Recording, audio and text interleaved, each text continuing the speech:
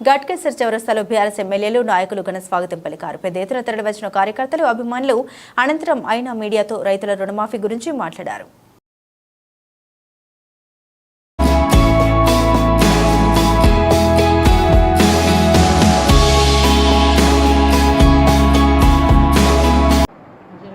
ప్రజలకు అరిష్టం జరిగే అవకాశం ఉంటుందని కొంతమంది బ్రాహ్మణులకు చెప్పిండ్రు. బాలకుడు పాపం చేస్తే రాష్ట్రానికి ప్రజలకు అరిష్టం చుట్టుకుంటారు సార్ అంటే, ఈ ప్రజలకు అరిష్టం కలగద్దు, ప్రజలకు నష్టం జరగద్దు, ఈ పాపం చేసిన ముఖ్యమంత్రిని క్షమించు, తెలంగాణ ప్రజల్ని కాపాడు లక్ష్మీనరసింహస్వామి అని ఆ దేవుణ్ణి వేడుకోవడం కోసం మేము ఇక్కడికి వచ్చాం.